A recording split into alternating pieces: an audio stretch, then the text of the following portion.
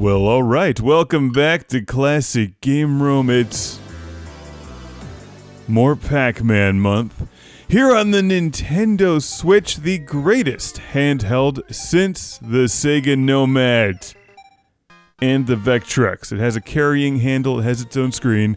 It's the best handheld ever made, tied with the Nomad because it plays Truxton.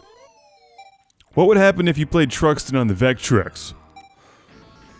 That would be like crossing the streams into infinite awesomeness. So let's just back away from that slowly with a giant smile on our face.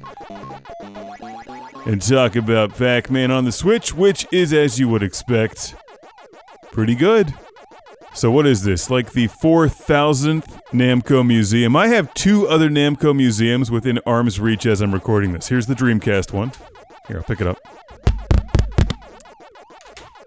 Could you feel that? It's still thinking about Pac-Man, and the GameCube one is over there, but I don't have the case, so it's going to sound way wimpier. Here. It's just in a little plastic sleeve. Did you ever try this? Hang on. Dreamcast? That hits the mic with authority. GameCube. That ever so delicately tickles it.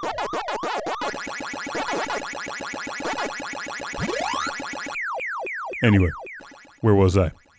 Namco Museum, a wonderful collection of Namco games. They have a huge, deep catalog of incredible old-school games, many of which you may not be familiar with, and that's actually the most exciting part about the Namco Museum on the Switch. But let me start with Pac-Man, because Pac-Man is what this month is all about. It's Pac-Man month, and Pac-Man rocks on the Switch.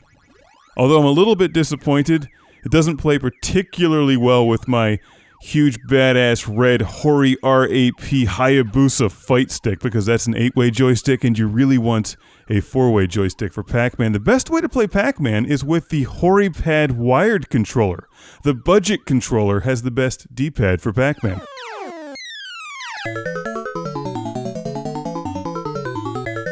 Hey, it's Galaga. Anyone feel like war games? I didn't film any of this because I'm a terrible person, but you can also play Pac-Man or Galaga or any of these games vertically using the, well, you can just prop your Switch up against whatever, the wall, your cat, your Vectrex. Actually, I haven't tried it. You could probably duct tape your Switch to the Vectrex. Anyway, you can prop your Switch up vertically and play Pac-Man with the proper vertical aspect ratio, but now I'm distracted about thinking about taping my Switch to the Vectrex for an upcoming video. I just think that'd be fun.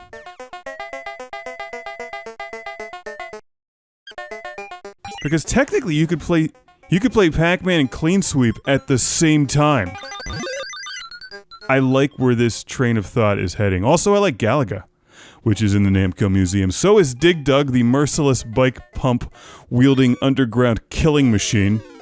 Was happy to see Dig Dug get some serious attention in Stranger Things 2, which was like the most delightful Aliens parody ever. I approve.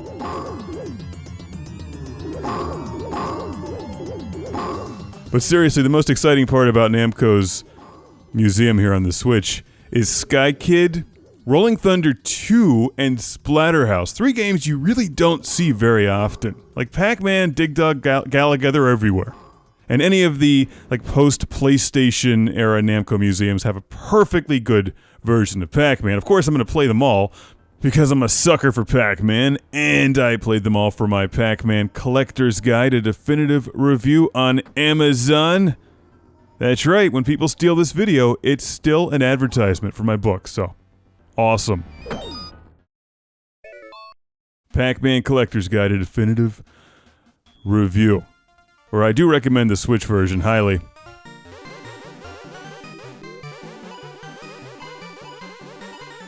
But actually more for the other games in addition to Pac-Man. Splatterhouse. Sky Kid is terrific. I never played Sky Kid until now. It's a quirky, fun game. Splatterhouse is obviously terrific. Rolling Thunder 1, Rolling Thunder 2, and I forgot to mention Tank Force. Oh gosh, I love Tank Force. Actually, Tank Force might be the real underrated hit here in this collection.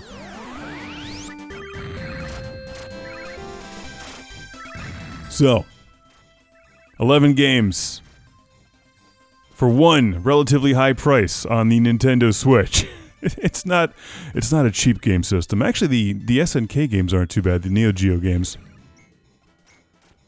Z-Blade is a lot of fun, but it has relatively little in common with Pac-Man. Actually, that's not entirely true. They're both. Yeah, see, I'm on a writing kick this year, so they're both in my Classic Game Room's Nintendo Switch Collector's Review Guide. This is one of my highly recommended games. It's like Zelda, Z-Blade, Namco Museum, and Street Fighter 2, and a bunch of other ones. Anyway, that's also on Amazon. Back to Pac-Man. If you like Pac-Man, you should at least have 4 or 5 copies of it in case you want to play it 4 or 5 times in one night and have it be slightly different each time. Namco Museum on Nintendo Switch is highly recommended, although I do miss Xevious. I feel like every Namco collection should have Xevious.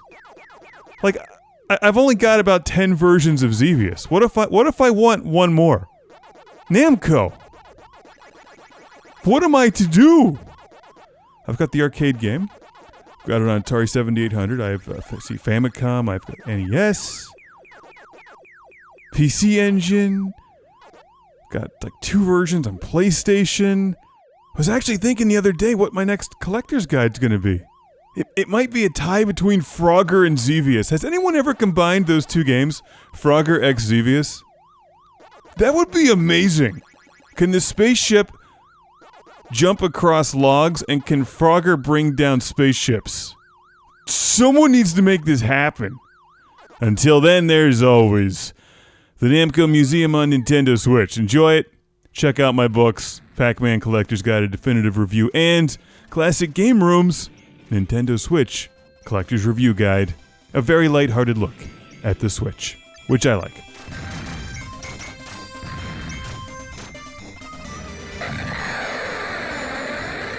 Classic Game Room has been brought to you by the ultra-massive video game console guide, 230 pages of video games on Amazon.com, Retro Megatrex, and how to make a video game review show that doesn't suck.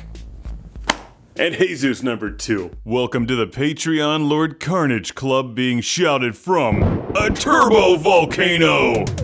Michael and Ariana Nelson, Ian Shore, Stephen Chucknick, Al Stever, Rick DeBarros, Jason Goy, Andy Schleiss, Sergio Matthias Hergert, Philip Strabenmuller, Jack Stavris, Ohad Kane, Simon Allen, and Sean Zoltek.